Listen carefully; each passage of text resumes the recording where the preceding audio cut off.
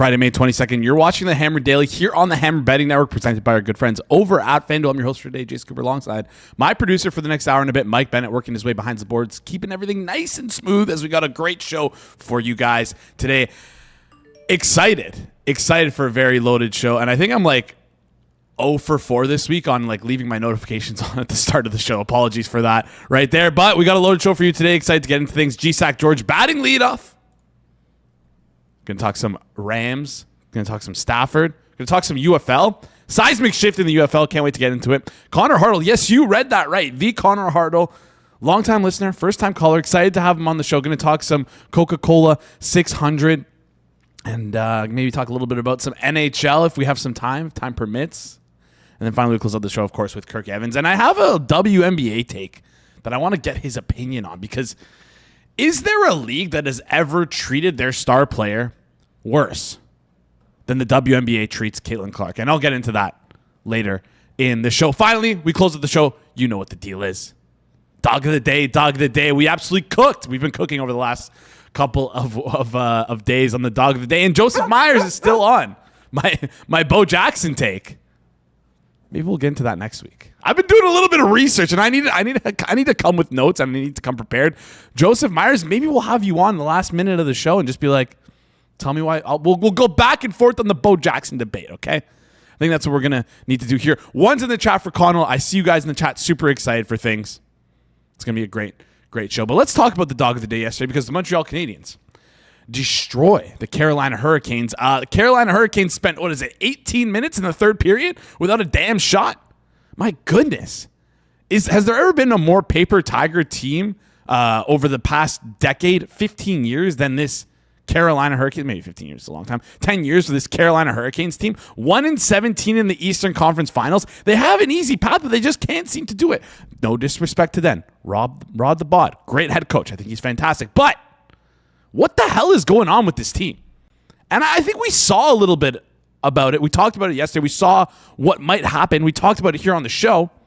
If Frederik Andersen, if he gets boomed a little bit, if his mental goes a little crazy, he might give up some goals. Bang, right in the first period, gave up 4 goals. Montreal, goal after goal after goal after goal. And I get it. A lot of people were giving Carolina respect. They obviously had a very easy path when they played Philadelphia, but this Ottawa team was really good. You know what Ottawa really struggled with? Scoring damn goals. I love expected goals. I think it's great for possession metrics. It's good to understand who's having the puck majority of the time, and Ottawa's really good at that. But you know what they're not good at?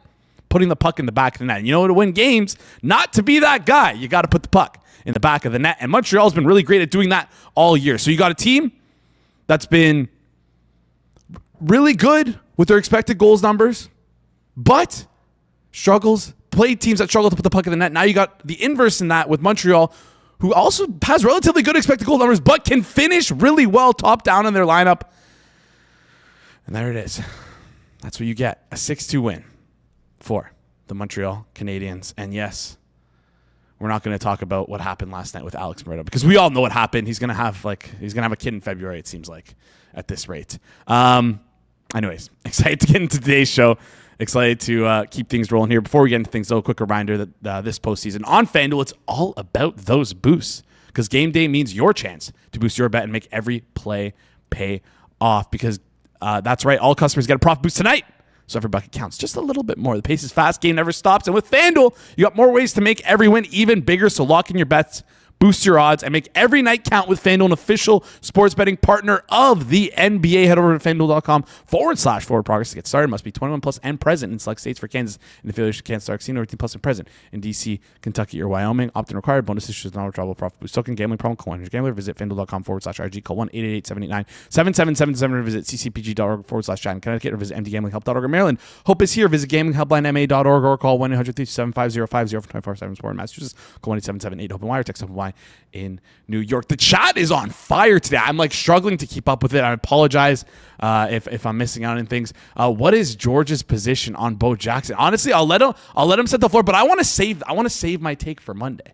I'm building a case. I'm in the lab 24 hours a day. I'm going to be spending my entire weekend showing you guys and backing up, giving you the proof that you need to understand the genius that is my Bo Jackson take. Anyways, let's get into our first guest. Here's the inaugural Hammer Fantasy winner, UFL Wizard, and apparently a big fan of Bo Jackson. GStack George, how's it going? I'm good, Jason. I am as pumped as the chat is because one of our own is joining you today. I can't wait. Connor Hartl is on my Mount Rushmore of Hammer listeners. He is one of the best. I'm super excited to talk to him. Super excited to get into NASCAR with him because there's been this is why it's important if you're a fan of the show, it's why important you talk and you interact with the Discord because Connor's been in there for a while and he's been sharing his NASCAR stuff. It's been pretty good, and the people in the Discord are like, hey, Jason, like, let's get this guy on the show. Let's get this guy on the show, and I'm super excited to have him on, super excited to talk with him. And I'm going to try and slip in some NHL action with him as well because, again, this is another day that we're starved of edgework action. And as a known edger himself, Connor Hartl, I'm excited to have him on. Maybe I'll get his Bo Jackson take. George, the people want your Bo Jackson take. I'll let you make fun of me, but I'm saving it for Monday. I think Bo Jackson is like one of the biggest what ifs in like the history of football. Think of Brandon Roy. I think that's like the best comparison I can make where he looked like a superstar, but we got so little of it. There's no longevity case to be made. Like Bobby Orr's career got cut short and Derrick Rose did as well, but we still got to see some highs from them. Brandon Roy is like that what if, and so is Bo Jackson. He fits that term. He was so dominant and such a good athlete in an era where running backs didn't have his kind of explosion. Okay, yeah, that's fair. That's a fair take. I think the Bobby Orr stuff is a little. I see what you're saying, but again, you mentioned that he did have a little bit more longevity. He did win 2 Hart trophies, I believe. So that's like being a defenseman and winning the Hart trophy. I think he's only the only defenseman to win 2 Hart trophies. I think there's only ever been 3 defensemen to win the Hart trophy. So like, yeah, same way Derrick Rose won an MVP, but their careers didn't feel as long as they should have been. Yeah. Yes.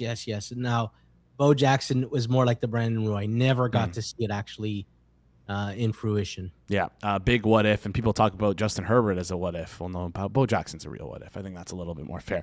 All right, let's get into today's show. Let's stick with the NFL, because the Rams continue to confuse me. Listen, they signed Stafford. They got him for an extra year, so now he's going to be on the team for 2 more years, assuming he plays next week.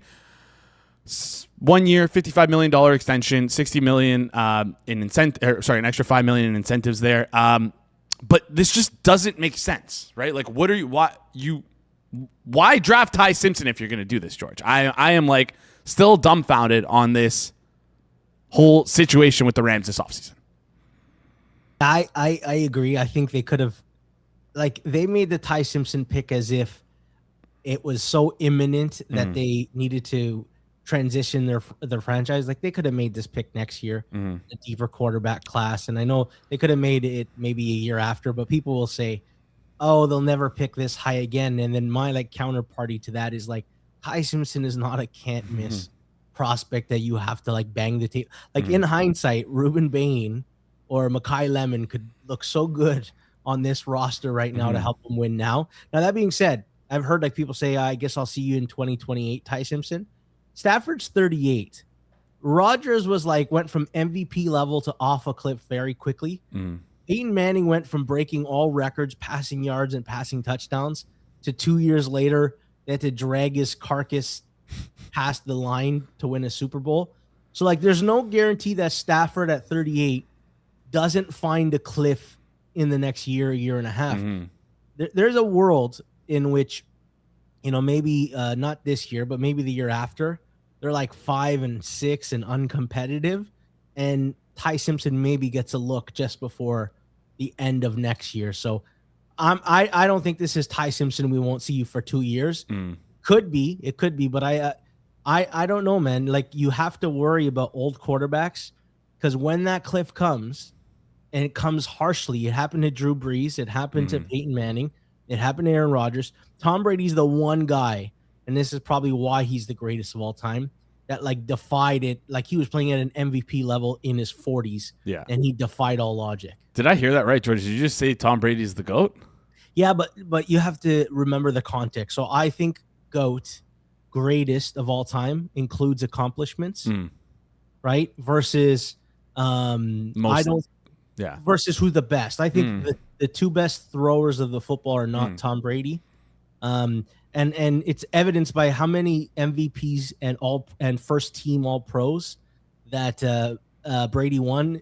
He's like not even top 2 in that metric. So Peyton Manning's the best. Like for an 8-9 year period, Peyton Manning was the best quarterback in football. It's just Tom Brady's greatness is defined by his winning and also how he ended his career. Yeah, better than everybody. Makes perfect sense there. And yeah, we'll most likely see Peyton Manning get dethroned as the greatest when, the modern day greatest quarterback finally hits a ceiling. We'll see if that happens with Caleb Williams. I do want to stick with the Rams for a second, though, because like you mentioned, the Ty Simpson stuff doesn't make sense because the biggest edge you have in drafting a quarterback in the NFL is getting them on that rookie deal. You're burning 2 years of the rookie deal. And like you mentioned, George, even if Stafford is hurt for that second year, halfway through the second year, you're still paying him $60 million. And like, if there's any team that I think that could nickel and dime and reclamation project like a quarterback, it's going to be the Rams. So again, like this just stuff doesn't make sense. We saw them be able to win games with Jimmy Garoppolo. We saw them be able to win games with Baker Mayfield, essentially helped resurrect his career. So just head scratchers all around for the Rams. Unfortunate situation there because if they got Ruben Bain, like you said, or Mekhi Levin, they would be. Plus, you never know who becomes available. Stafford becoming available was a rarity. Maybe Joe Burrow forces his way out in a year or two. Like there were other options potentially that, I mean, they got to love Ty Simpson for them to like lock into him and give up 2 years of his cheap deal where you have your advantage as a team. Yeah. All right. Let's flip over and talk some week 1 games we're looking forward to the most. George, just let us know because I want to look at the schedule. We had the schedule released last week. It was a lot of fun. Teams had a lot of fun with it, but I'm not talking about the week 1 games that are like going to be the most fun to watch. I don't really care about that. Like, which week 1 games do you have circled right now where it's like, I need to learn more about these teams? And I know we're way early in the off season. We're before training camp. We're before preseason. But like, as of right now, circling games, which ones are you circling? No, so listen, first of all, I cheated. I made it top 5, and I had 2 on my honorable mention. Then I had 2 that I won't mention. So just every single game. I love football, but for me, for some teams like the Rams, you kind of know they're a known entity, and there's other teams where there's like a wider range of outcomes, and it all depends on how the moving pieces look or how much of a jump the quarterback takes. So let's take my top 5. I won't belabor you with like the won't mentions or the honorable mentions. My 5th game that I'm most looking forward to is the Jets at Tennessee. And this really speaks to who I am as a person, that like I want to see 2 teams with heavy turnover in their roster. I want to see how Geno Smith looks. I want to see how the Titans O-line holds up because I did an O-line video with Cleve TA and that'll come out next week for tier rankings. And I had the Titans as a bottom 4 O-line, and I was actually surprised when I looked back. I'm like, that they didn't address anything. But I also want to see how Cam Ward looks with all these weapons, and frankly, if Carnell Tate is a guy. So Jets Tennessee's my 5th most anticipated game. I don't know that anybody else will have that in the top 5 besides Jets and Titans fans. No, I think I agree with you here because the Jets are like a corpse of a team, or were a corpse of a team last year. Like you mentioned, a lot of roster turnover. Let's see if they have signs of life, and then of course, let's see if Cam Ward can find that untapped potential that, George, you think that he has. Give me your number 4 game of week 1. Saints and Lions. I want to see Tyler Shuck a year later more comfortable, how he looks. Also, Jordan Tyson having potentially 2 top weapons in the passing game, and Travis Etienne in the offensive backfield. But on the Lions side, I think there's a potential, Jason, that the Lions are a wagon again, and it all depends on how their O-line looks because I like a lot of what they did on the O-line this offseason. All right, Saints, Lions. Let's flip over game number 3 you're looking forward to. Green Bay at Minnesota, but not for why you think. I think, first of all, Jordan Love and the new weapons is like who's going to become the number 1 receiver there. I think Josh Jacobs is like heading towards washed territory. The Packers have probably the 2nd worst offensive line in football. I also want to see Kyler Murray and how he fits in the new offense. And frankly, both defenses, I think the range of outcomes on both sides of the ball for both teams feels very wide. I see a world where Green Bay or Minnesota are very good, but also a world where they could be quite bad. And like, not very bad, but like 6-7 win territory. If there's a lot of like, if the Packers O-line is atrocious and their offensive weapons don't emerge and their defense is not very good until Micah Parsons returns, then I don't know. This Green Bay team has a wide range of outcomes. Yeah, both teams wide range of outcomes. Vikings could have the floor just completely drop from underneath them here with this team. I was listening to I forget who it was. I think Matt Hartman was talking about it. I don't know if it was on Reception Perception, but just talking about how Marvin Harrison and his inability to get on the same page with Kyler Murray, and this will tie back to Kyler Murray in just a second here, but Marvin Harrison was often the first read.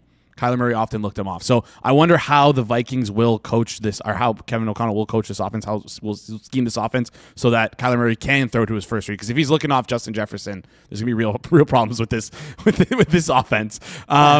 Listen, he's done it before where he's forced fed a number one option. Yeah. DeAndre Hopkins got fed often. So I think he's gonna like what he sees in Justin Jefferson. All right, we'll just see game your second most anticipated game of week one. All right. Honestly, the Sunday nighter, Dallas versus the Giants. I want to see Dallas's defense. I don't know if it's a mirage where I think Dallas's defense can go from like the bottom 5 defense to a 15th best defense this year, but I think there's potential there. They allocated all their draft equity into the defense. So I am very curious how the Dallas defense looks. And frankly, I have like been poo-pooing Jackson Dart's potential ceiling. He's the one second-year quarterback I seem to not believe in. And I don't want to be so rigid. I actually want to give him a shot and see what he looks like with Malik Neighbors there for a full season and John Harbaugh there. Although I question some of the offensive minds they brought in, but I kind of want to see what the Giants offense looks like as well. Yeah, I want to see also if Malik Neighbors is going to be playing week one. It's like a little bit of a worry, a little bit of a scare there. As honestly a Malik Neighbors fan, I love that guy. Let's close this out here. Your number one game you're looking forward to. Okay, honestly, it's the Thursday nighter, Rams and 49ers. 2 of the top 5 best teams. Not much to learn, but I actually think there's a world in which San Fran could be the best team in football. I think the Rams are technically the best team in football, so I cannot wait to watch this game. Yeah, it should be a lot of fun there. Let's flip over and talk UFL. I got to get you out of here pretty quickly. I want to start with some futures. Who you think, if there's any good bets to win the UFL championship right now? And I was just looking at the board. St. Louis is in 3rd, and you've talked all year about how good the home field advantage is for St. Louis. Currently priced as the second most likely team to win the UFL championship. But if they don't get home field in round 1, do you think that's like a little bit mispriced? Talk to me about this seismic shift that you mentioned as well that happened this past week. So they're actually tied in first in odds, and here's the reason why. DC lost their quarterback, Jordan Ta'amu, for the season. It shook up everything, and yet DC and Orlando play each other this week. So there's a world where St. Louis is going to have the get the home field before the championship game. By the way, 50 Cent is going to be performing at the halftime show, so that'll be fun. I just honestly, once Jordan Ta'amu gets taken out of the DC equation, and I still think Orlando's overrated, I still like St. Louis. But at plus 600, their 4th odds, Birmingham, I kind of like what they're doing with Dorian Thompson-Robinson, and they have a pretty easy final 2 games of the schedule. So I think there's a world where they get into the playoffs, and then they get a matchup against like Orlando, who happens to be overrated. And they've already beat Orlando once. So I like Birmingham at that price because I think we might get a St. Louis-Birmingham potential final. All right, Birmingham plus 600 with 50 Cent performing there. We know that Chelsea Handler probably won't be there, so should be a lot of fun to attend. If no one watched the roast a couple of weeks ago of Kevin Hart, no one's going to get that. Let's get into the UFL bets for this week. Last week we had Louisville plus 5.5. That was an outright winner. We got to get like a little bit more. It's funny, the one where we talked about where we bet the spread not outright, that one wins and covers. Columbus, we had a plus 140. loss. And the Columbus thing was so misleading. It was 7-3 late into the second half. Yeah. And like Columbus is lining up for a field goal, and like the field goal gets blocked in return for a touchdown. So Birmingham put 7 points up the entire game. So it's not like they ran away with the game, even though the final score looks like that. Let's start with DC Orlando. I don't have much in this game right now. Orlando's 2.5-point favorite. I don't know what DC is going to look like with their backup quarterback. We don't even know who's going to start yet out of their two. For me, that's just an information game. Learn who DC's backup is and how they can contend, or if they're screwed now with Tiamu out. Birmingham at Columbus. Birmingham is -1.5. So Columbus, one of the things in the game was because their defense kept them in it, but Jalen McClendon had like awful body language the entire game, getting like mad at the coaches. And something happened because they benched him this week for Jalen Morton. They're 2-6. They're pretty much done with even they need like a lot of help to get in the playoffs. So I wonder like what the energy is in the game. Birmingham might not have Anthony McFarland again. Even though I lean towards Birmingham, I'm not touching this game right now. I think the line is fine, but I have 2 plays in the final 2 games. Dallas at Louisville. Right now, Louisville's 1.5-point favorites. They were 2.5. We've seen some Dallas money. Louisville's 3-1 with Chandler Rogers as a QB, but like by my metrics, they're still a bottom 3 offense and a bottom 4 defense. And Dallas hasn't been good since their hot start, and yet I still think they're so close to getting back on track. I like Dallas money line +125. Best price in market at FanDuel. You won't find other shops are like +110, +115. So Dallas money line +125 at FanDuel I like. And then finally St. Louis at Houston. So Houston was a 7-point dog last week, Jason, and won outright. And yet I want to break something down for you. They got outgained 365 yards to 200. They got outgained 20 first downs to 13. But here was the entire game: a pick 6 from Houston that they capitalized on, and St. Louis went 1-6 in the red zone, one touchdown and 6 trips to the red zone. So like it was like a confluence of bad high leverage stuff that led to a Houston win. I like St. Louis -3. It's painted 3 across the market. I actually make the line 3.5. So I like St. Louis -3 and Dallas money line +125. All right, Dallas money line +125. St. Louis -3 -110. That 125, George, a little bit of influence there. Not available anymore. Might come back though. Just what's the number? 115. 115. Okay, it's still playable at 115. Okay. That's where it is everywhere. Yeah. Okay. Yeah. So still playable at 115, but honestly, maybe wait a bit because sometimes this stuff happens live on the show and the number comes back a little bit with all you animals jumping on it at the same time. Anyways, AG agrees with you, George, on the Birmingham take. George, appreciate you joining the show. Got to get you out of here. Can't keep Connor waiting any longer. Follow George on Twitter at George Tsilfidis. George, thanks for coming on. Up the Toffees, up the Irons, down the Spurs. No. You bastard. All right, get him out of here. All right, great stuff there from George, as always. All right, gonna bring on Connor in just a second. Before we do that, though, quickly hit the books. If you can't get enough college football, can't get enough Brad Powers, you can probably get enough Joey Knish. But if you want to hear Knish's voice, you're in luck. There's a new video dropping today, 5 p.m. Eastern time, on the Hit the Books YouTube channel. They'll be discussing something that I find is actually like whoever came up with this, like. Kudos to you guys. How to fix the college football playoffs. What a 24-team playoff should actually look like. Now, I don't think it's too bad, but I'm getting a lot of flack for that one.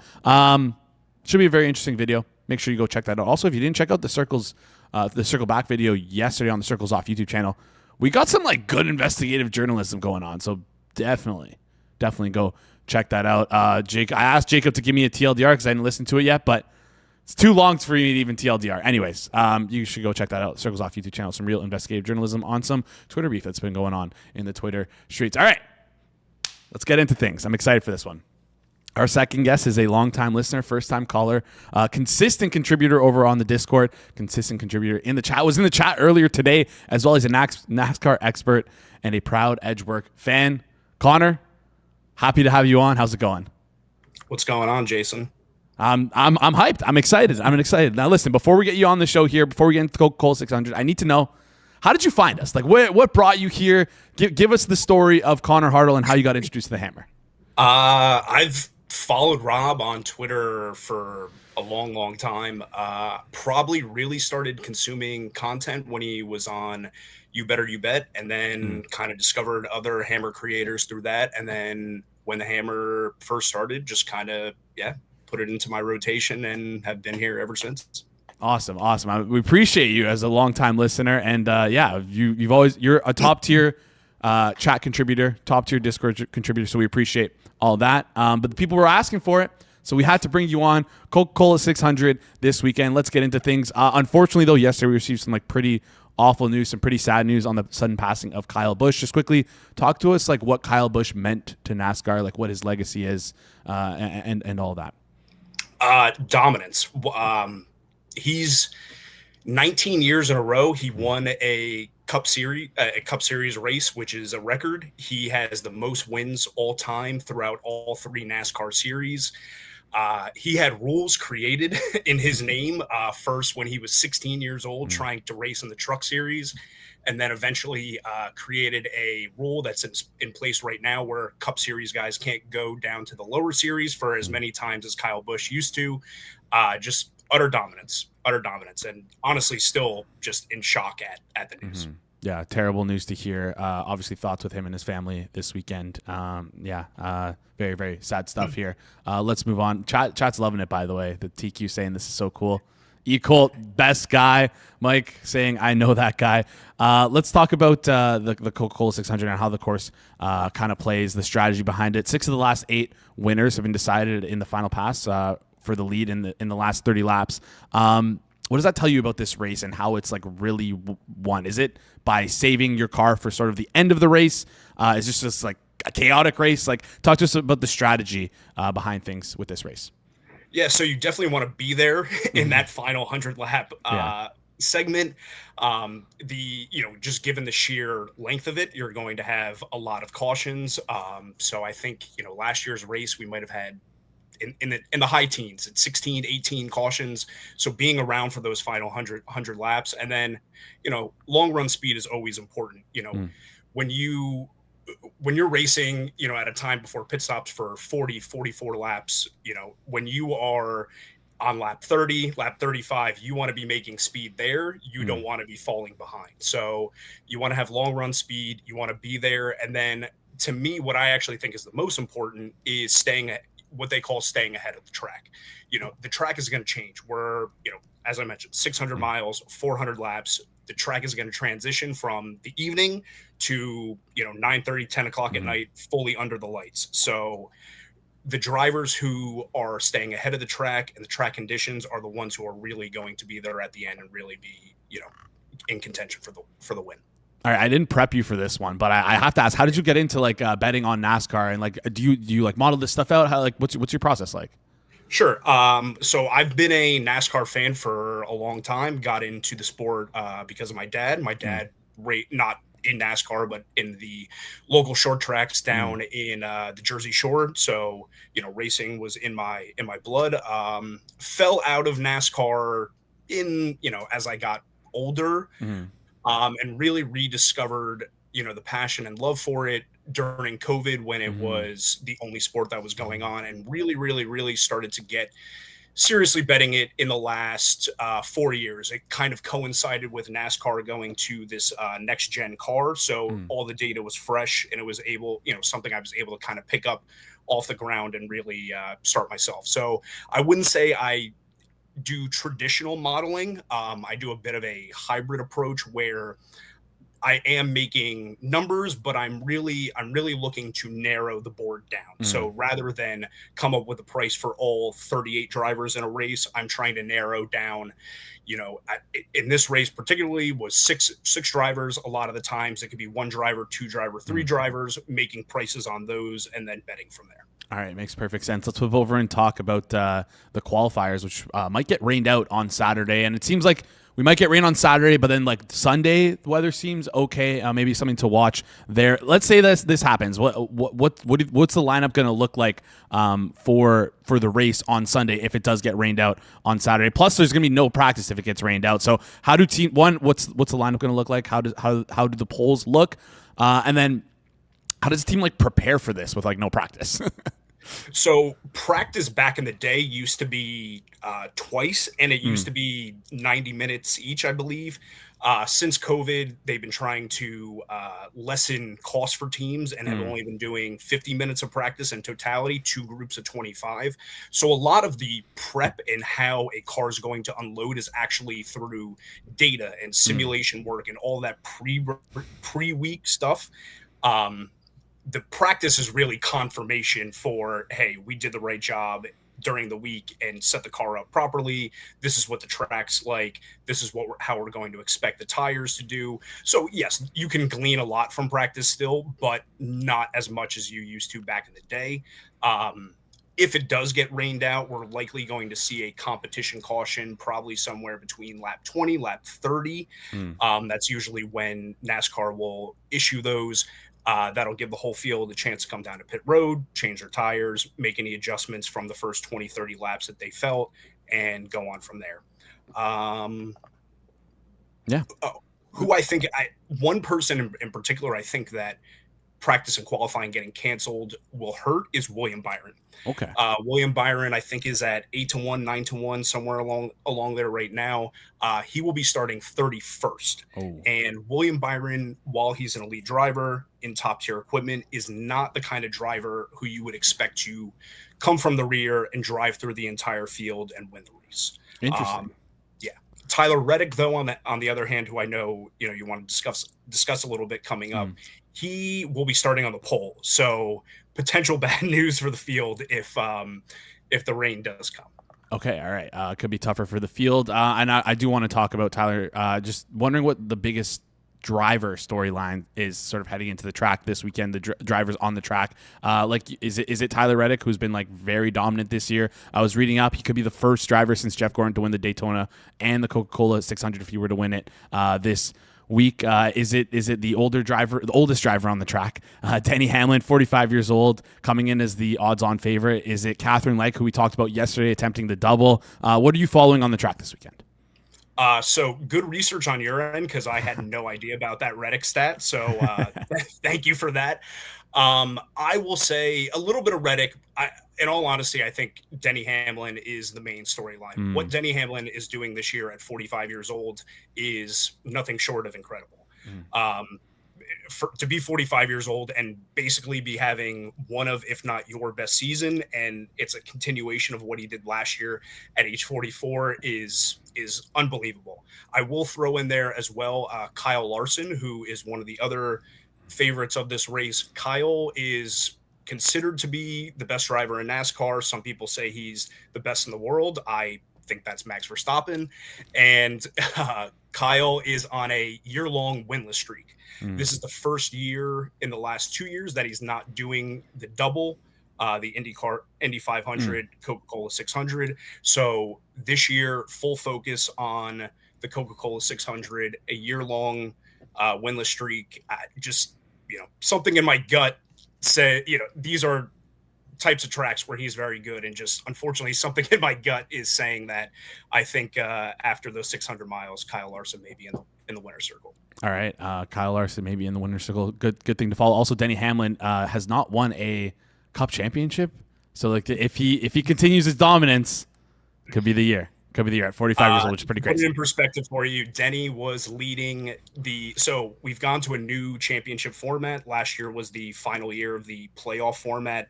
And Denny was leading the final race with about a couple laps to go by over a second. And a caution came out, re-racked the entire field. The field actually came and pitted. Denny came out 10th on pit road and lost the championship to Kyle Larson, and I think Denny finished fifth, sixth in that race and lost. So yeah, I feel like China would call that one a bad beat. All right, let's flip over and talk. Your favorite bets of the race. There's one driver who you're circling, so I'm not going to bury the lead. You tell us a little bit about who you like to win as the race winner for the Coca-Cola 600. Yeah, so we are targeting Chris Buescher this week. Chris Buescher was, regardless of whether practice and qualifying was canceled, was somebody I was going to be looking at. But with that likelihood of practice and qualifying getting canceled, is why I'm looking at him even more. If, according to the metric, if practice and qualifying is canceled, Chris Buescher will be starting in 7th. Kind of thought he was going to be, going to be starting in the top 10 regardless, but solidifying that P7 starting position. And I think there is value on him across the board, outright top 3, top 5, top 10, and top 4. Let's see right here. I have his win price. I have around 13 to 1. Top 3, I have about plus 320. Top 5 around 180, and then top 10 about minus 160.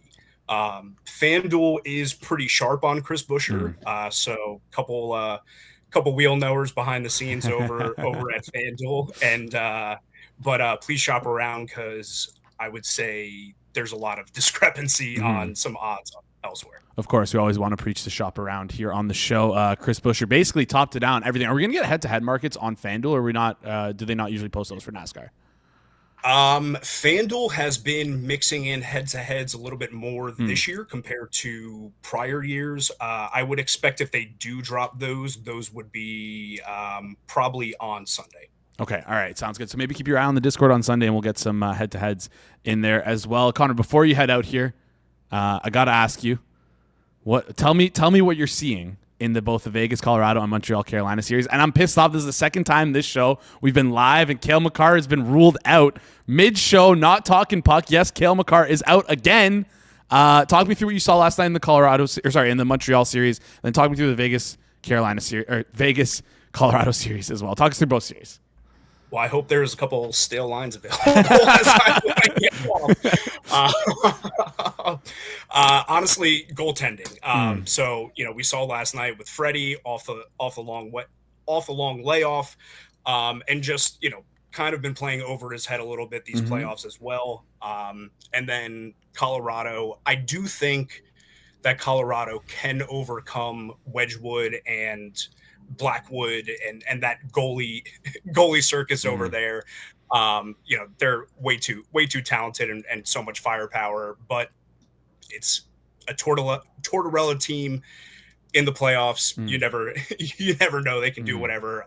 Ultimately though, and this is part glaze for Moretto, part actual truth, I do think the cup is ultimately coming home after 33 years. It's absolutely insane, but I don't disagree with that. Montreal has been the team that surprised me the most, and I learned my lesson on Montreal really quick after the first round, after Tampa Bay kind of got, I don't want to say belt to ass, it was a close series, but Montreal completely played way over what I expected them to play, and they've been doing that for the entire playoffs. So yeah. I guess I was going to ask you, gun to your head, who you have in the finals. It's Montreal, and then who comes out of the Vegas Colorado series?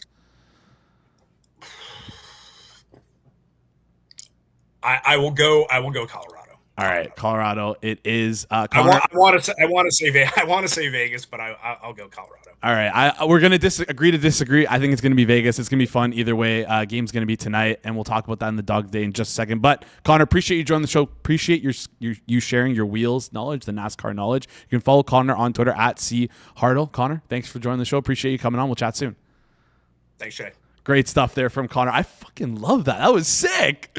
Connor absolutely crushed that. Let's go. One's in the chat for Connor. It seems like the chat enjoyed it as well. Chris, we are all Chris Buescher this weekend. We are all Chris Buescher. 19 to 1 available at FanDuel. Shop around, of course. But 19 to 1 available on FanDuel. All right. I feel bad for Kirk. We like Kirk a lot here. He's an okay guy. But we always set him up in the worst spot possible. Great guest comes on first, and then Kirk comes on after him. It's we're kind of sandbagging. We're kind of tossing Kirk to the wolves here a little bit. Chat, absolutely love that segment. We're going to bring on Kirk in just a second. But as Connor mentioned, he's hoping there's some stale lines available on Vegas. And if you're trying to toggle between every single sportsbook to try and find those stale lines, you're absolutely wasting your time and you're giving up your edge before you even place that bet. BetStamp Pro pulls real-time odds for over 200 sportsbooks, regulated offshore PPHs, exchanges, and prediction markets, all on one screen with sub-second latency. But the real advantage here is BetStamp's true line a proprietary algorithm that aggregates the sharpest books to calculate what the real number should be. You're not just seeing odds, you're seeing where the edge actually is. Sort by EV, filter by hold, and identify off-market lines the second they appear. This is the same tool professional bettors use to scale their profits. Head over to betstamp.com/hammer and get a free 14-day trial to see their full main market screen for yourself. Link is in the description, or scan that QR code on screen. That's betstamp.com/hammer. All right. Our third guest today, our final guest of the week, close things out with a bang. He's an NBA fan, WNBA expert, and to some, he's the fade god. But to me, he is the tail god, Kirk Evans. How's it going? Doing good. How are you doing? Good. Oh my God! Look at this! Look at this! What's going on with your Holy camera, bro? We got to get you new internet or something. Like you've done. Listen, you had a great NBA year. We can't like upgrade the internet package. What's going on? We lost them. We lost. Now he just gone. This is insane. Oh my God. This is insane. Like what is like? All right, you know what? Kale McCarr ruled out. Let's whip up dog of the day here because lines are going to move. It's already moved. All right. It's all good. We can wait for Kirk to come back. It's like what the hell? Chat's going off on him. John Smith, holy potato cam. Kirk. All right.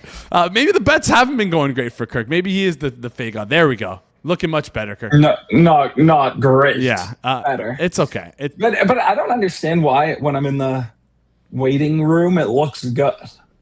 I don't know. You probably have stuff up in the background. We can troubleshoot this at the office if you're coming in on Monday. If not, we'll figure out something out. Anyways, let's get into the show. Were you watching that previous segment there with Connor? No, I was gonna ask what was so good about it. Long time chatter, first time caller. Wheels up, talking NASCAR. Long time, like he was in the comments. He's been a very big been in the Discord a ton, always in the chat, like been around since basically we started the Hammer. So it's pretty cool to see him come on. Thought he did a great job, and everyone in the chat agrees as well. Oh, that's great. That's honestly you should do that more. I agree, and chat, chat. If you guys want to come on, you guys let us know, because I think that was a great segment. Anyways, let's get into today's show. Let's touch on the NBA first, then get into some WNBA props, which you have here for us. Starting with last night, Cavs continue to let us down, lose again to the Knicks, dropping to 0-2 in the series. It feels like the Cavs can't put everything together all at once, right? And they've struggled to stop the Knicks going on some crazy runs. There was the 22-3 in game one to close out the game. An 18-0 run last game and around midway through the third quarter. I know you're high on the Cavs, but are we out on them now? What's going on here? No, I'm not. I came on the show when they were down 2-0 to Detroit and said I think they can easily win the series. This one, I think, far less easily, obviously. They're definitely in some trouble. Mitchell has looked quite bad since the fourth quarter of game one, which is a huge problem. Losing that game one, obviously, was just horrible. Really, really rough. But they can win the series. Again, I don't think things have so materially changed. They game three is just obviously, I don't need to say this, but will just be the massive swing. But they can win the series. I don't think they're dead in the water, but obviously, I felt much more comfortable saying that in the Detroit series. But yeah, that game one, I felt like they dominated that, literally the whole game until they just completely lost it. But yeah, they just kind of do so many inexplicable things. Even that game one early when it was close, it was just they were having the most baffling turnovers you've ever seen. And without that, they win that game by 30, and the Knicks don't come back. But yeah, look, I don't have a strong take on versus market right now, but I could see them winning. We've been back and forth a little bit on keeping track of the Eastern Conference Finals MVP. If you like the Cavs, whether to take Donovan Mitchell right now, Donovan Mitchell plus 650, Cavs plus 610 to win the series. So maybe it might be just take the Cavs situation with how poor Mitchell's been playing for the first two games. If you're interested in that, you can tell me I'm wrong there. Yeah, I think if the Cavs win the series, Mitchell will be the MVP. Okay, but so- like I don't know if I'm clicking. Yeah. I don't know if I'm clicking plus 650 if it's plus 610. Yeah, exactly. Anyways, let's move on to the game tonight. I just want to talk about. Listen, we're not going to come on. I'm not asking you to come on here and talk about like the side and total. It's an efficient market. We know that already. But I just want to get your reaction to last game here. So much has been made on Twitter of the flopping from SGA, and I think it's highlighted a little bit more because of how soft. Sorry, how soft the OKC is offensively in terms of like drawing fouls, but then how hard and like gritty and like I don't want to say dirty they play defensively. I feel like it's kind of amplified things a little bit more. Do you think that like this stuff, the SGA flopping, all this stuff is overblown? As a NBA fan, we'll call you a purist. How do you feel about it?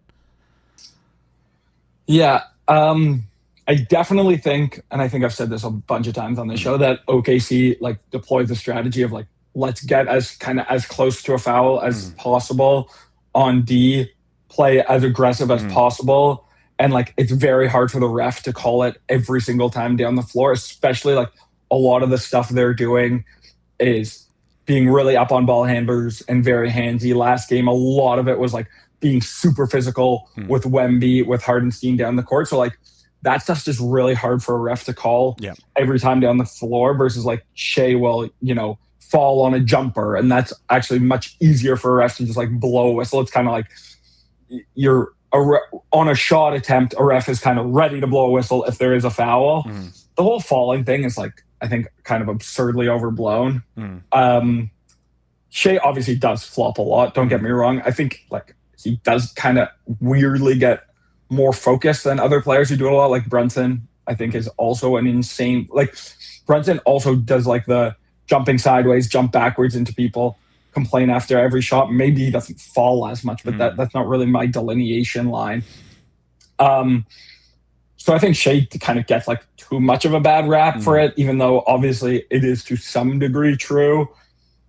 But yeah, like it's kind of one of those things where it's don't hate the player, hate the game. Like all of this stuff makes sense, but it's something the NBA probably should take a closer look at. But yeah, to me, like the flopping isn't so like I care much more and I get much more frustrated with the like jumping sideways, jumping backwards, only taking a shot to like draw a foul that's like very unnatural to basketball. I find that much less enjoyable. And like maybe like some like flailing stuff, but like the Shea falling, I maybe have a bit less of a problem with. But yeah, I do think that the NBA, it's a hard problem to fix. Obviously, the NBA's really tried to fix it. Yeah. No, it's tough, but like you said, it's part of the game, right? Like at this point, it's part of the game, and if the NBA wants to address it, they can. Like you said, it's hard to address, but you can't hate SGA for taking advantage of it. It's like soccer, right? Like we see players dive all the time. It's just part of the game at this point. So yeah, and just going back to something you said, like you said, it's an efficient market. Obviously, look, it's NBA playoffs day of. It's pretty efficient, but this is I think a very interesting betting philosophy is like not all markets are made the same. Okay. So like today it's 12:49, the day of an absolutely massive Western Conference game. I think by any objective measure, this line is far less efficient than yesterday's Cavs Knicks at the same time, or a typical, game three conference finals. 3 of the 8 best players in the series are all questionable for tonight's game. One, how injured are they?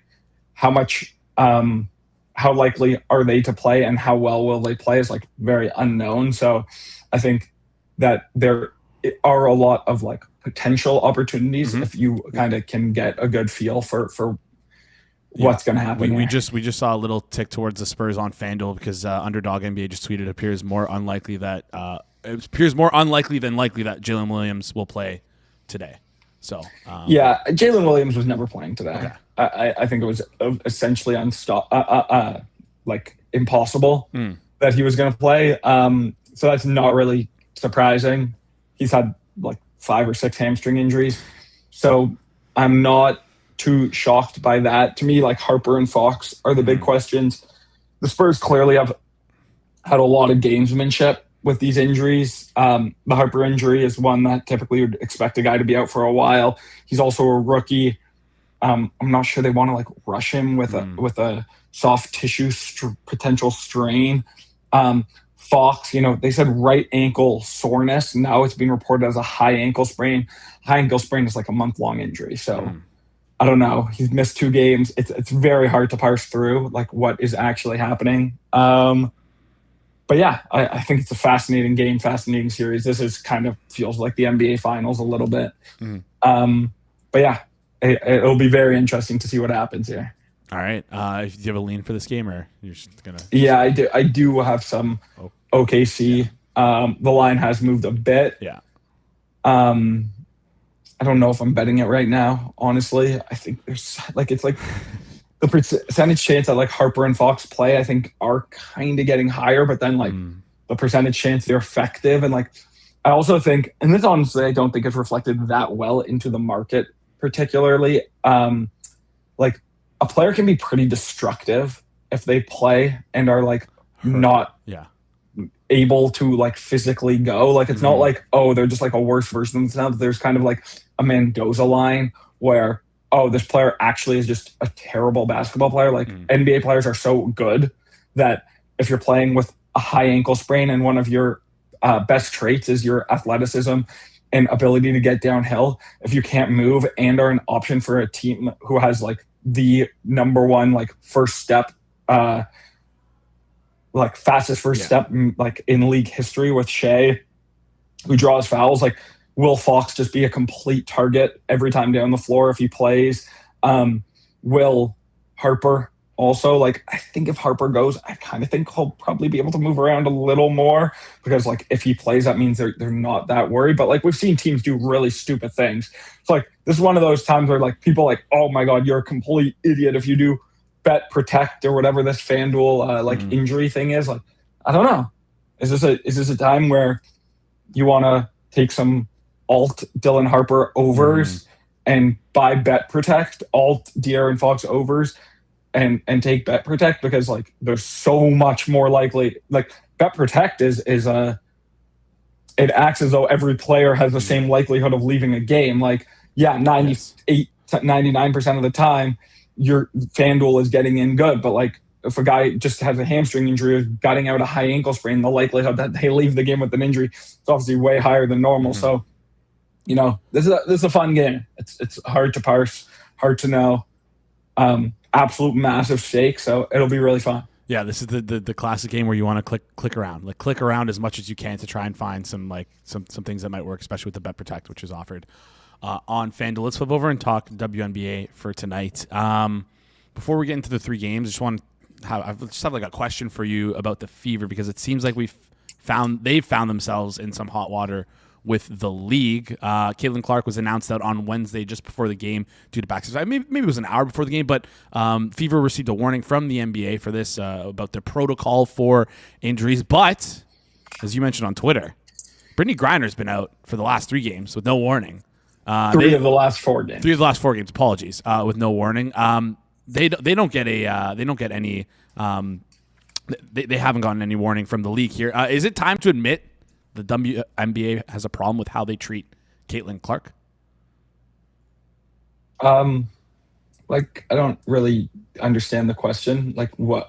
I think it's more like fan backlash because Caitlin is obviously so popular. I don't know. Like, this is kind of weird. It's kind of a 2 things are true here as well. Like, obviously she was questionable for that game. She didn't practice the day before. She obviously should have been questionable. But, like, again, Brittany Griner for 3 of 4. And it's not like Brittany Griner is, like, she's not Caitlin Clark by any means. But of course, she's the most notable player on her team, highest paid. So, yeah, it's obviously selective. But also they probably should have reported it as well. I've seen a lot more egregious stuff in the NBA. Does the NBA treat Caitlin differently? Like, I think people want the NBA to kind of like treat Caitlin even more differently than they do. So I don't know. It's weird. People are very conspiratorial. The whole Caitlin like Twitter is actually kind of unbearable. In what way? Like you, because like obviously my Twitter feeds me all of this stuff because like I'm trying to find out more about this injury, and like I'm seeing tweets with like hundreds of retweets, tens of thousands of that are like, she's not actually hurt. Steph White just wants to bench her. She's getting punished. This exactly. Conspiracy Twitter. Okay. Yeah, like it gets locker room issues. But I will say, I'm kind of getting ready to cook up this tape. We're really early in the season. I think the W, like I think the popularity of the wider W is clearly growing and very sticky right now, while Caitlin is actually like if like Caitlin was like here and the rest of the W was like here, and it was just kind of like Caitlin was exploding, I do think it's kind of converging a little bit. Okay. And I think that's really good for the WNBA, if I'm being honest. Look, we're really early in the season, so we'll see. But like Fever games are like I think the lowest Fever attendance game this year was lower than any game last year. And like attendance around the league is really high. We saw like an absolute massive Atlanta Vegas viewership game. So I think I think this is like the league needed to pray that like Caitlin wasn't just like the one star that, you know, once she leaves the momentum kind of dies. And I think this season has been the most indicative so far. We're early that like the greater WNBA popularity is sticky, while like the Caitlin mania is coming down a little bit. Yeah, it seems like the Caitlin mania might fall off, as we saw in that video there of the stadium on Wednesday night. Let's get into the games for tonight, though. Fever versus Golden State Valkyries, probably the most interesting game tonight. Fever 5.5 point favorites here. Totals at 168.5. You have two props for us here. No, not in this game. Not in this game. Yeah, no, I mean for tonight. But anything you like in this game, I believe you don't have like you said, you don't have a prop in this game. So anything you like in terms of side or total, though? No, I have a Valks bet from a little earlier, but it's moved quite a bit. All right, let's get into the next game then. Here we got Wings against Atlanta Dream. You have a bet in this game. Two bets. Two bets in this game. Both games bets are here. Yeah. Yeah. Talk us through this one then. Should be a really good game. Dallas, despite having like some weird early season stuff, seems to be quite good, and Atlanta's a wagon. So yeah, the two bets here: Naz Hillman over 14.5 PR, just points and rebounds, -130. So without Brianna Jones, Naz Hillman is starting, playing a ton of minutes for them. They have a super condensed rotation. She's just been shooting absolutely terrible to start the year, and I'm kind of willing to fade that. Obviously, the rebounds are also a bit down. She is playing with like the greatest rebounder in WNBA history, but Angel like creates a lot of rebounds. She's such a extreme offensive rebounder. So I actually don't think that like you have as much of a decrease in rebounds playing with her as one would expect. So yeah, her rates are a lot higher. It's a good matchup with Dallas. So yeah, over 14.5 points and rebounds for Naz Hillman, and then Paige Beckers under 18.5 points plus 100. Oh, sorry, -102. I've played this a bunch, lost it a bunch. Paige's usage is actually down from last season, which makes sense to me. They're a pretty deep team. They're no longer playing her at point guard.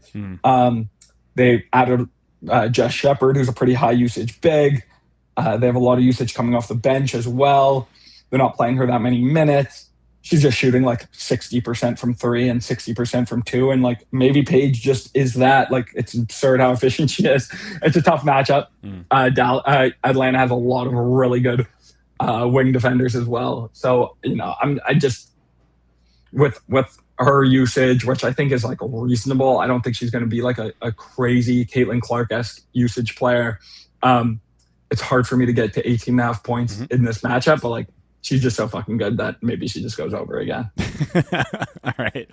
Page under 18.5 -102 and Naz Hillman points plus rebounds over 14.5 -130. Could I convince you at all, or maybe like kind of stretch you a little bit further here with Naz and just maybe look at her to get a double-double at 13-1? Obviously a lot higher than 14.5 points, but like you said, the rebounds is what we need, and not Caitlin Clark, Angel Reese can create rebounds here. Do you think like you would stretch that 13-1, or is that like just maybe a little too short? I don't like price double, so I don't have that just off the top of my head, but I do like her over points and her over rebounds. So, if you want to have some fun, it's probably, if it's bad, it's not very bad. Okay. All right. Sounds good. Kirk, appreciate you joining the show. Any final thoughts on the other game we have tonight, the Sun versus the Seattle Storm? Sun's just been awful to start the year. We need them to start racking up some wins for our season-long win total bet here. I think it was at. Well, they won last game. Oh, they won last game. Okay. And they still don't have their best player, sadly. So yeah, hopefully they get a win tonight. No, this is the same game as last. Like they just played. The Sun rotation is pretty wonky, but I don't have any bets here. All right, Kirk, appreciate you joining the show. I hope you enjoy. Are you going to the Toronto Temple game tomorrow? No, this is the first Tempo game I've missed. Oh, no. Sadly. Unfortunate. Let me know if you need to get rid of those tickets. Anyways, Kirk, appreciate you joining the show. You can follow Kirk on Twitter at Kirk Evans 0. Kirk, thanks for coming on. Appreciate you. Great stuff there from Kirk, as always. Out like lightning. Loves to get out of here as fast as possible. All right, that wraps up today's show. Appreciate you guys for tuning in. Jared in the chat just wanted to say I'm a new listener, and this show has become must-watch every day the last 2 weeks. Wow, appreciate you. Absolutely love the content, guests, and coverage of all sports. Daily watch forever. Welcome to the crew, Jared. Welcome to the crew. Everyone welcome Jared to the crew. Before we head out, yeah, that was great timing, Mike. Good stuff there. Good stuff there. You hear that? You guys hear that? It's the dog of the day. It's the dog of the day. And, of course, listen, if you've been watching the show, you probably know where I'm going to be going with this one. It freaking moved. It was like upwards of plus 160 earlier today. Of course, Cale Makar news comes out, plus 152 right now. You can play this Vegas Golden Knights game and Colorado Avalanche any which way.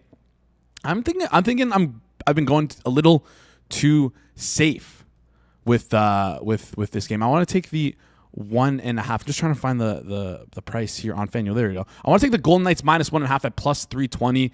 I think Golden Knights are good all around here, even with this move. I don't think it's moved enough, and I don't think the markets, and listen, who am I to tell the markets they're wrong, but I just don't think they're correcting enough for Cale Makar being out. We talked about it last game. We're talking about the same things in this game.